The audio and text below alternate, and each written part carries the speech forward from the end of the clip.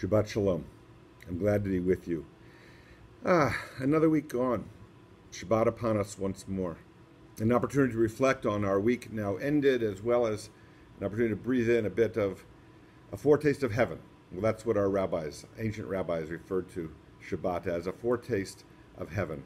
To imagine a world that we want to occupy and a world that we want to embrace, a world that reflects our highest aspirations and our best selves. This has been a very difficult week for any of us, for all of us, for our entire country. Indeed, the world is convulsing around what took place just last week to George Floyd in Minneapolis. And so all of our hearts are heavy as we watch what's taking place around us from the federal to the local level, as we go into a green phase and are encouraged to begin returning to the patterns with which we were once so familiar. It's important, I think, to allow Shabbat to be a place that we can, if only for 24, traditionally 25 hours, luxuriate, not trying to change the world from how it is, but centering on ourselves.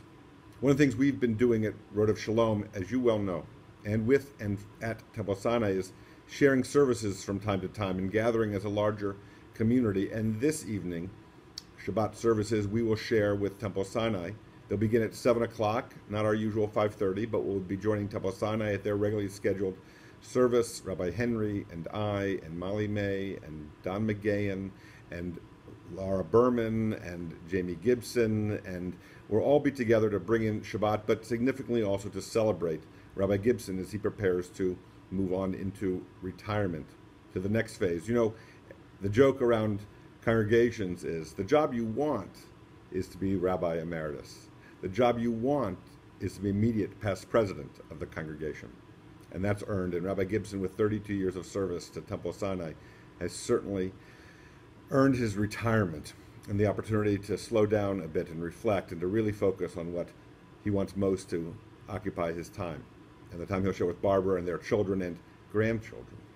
But tonight at 7 o'clock we gather together and we will thank and celebrate and salute Rabbi Gibson, even as we pour ourselves into a service that has a social justice theme.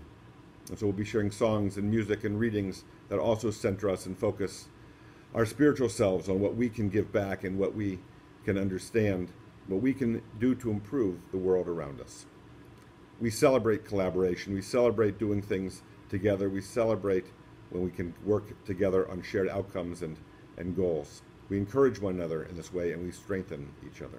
Chazak, chazak, v'nit chazek, we say, when we conclude a book of the Torah.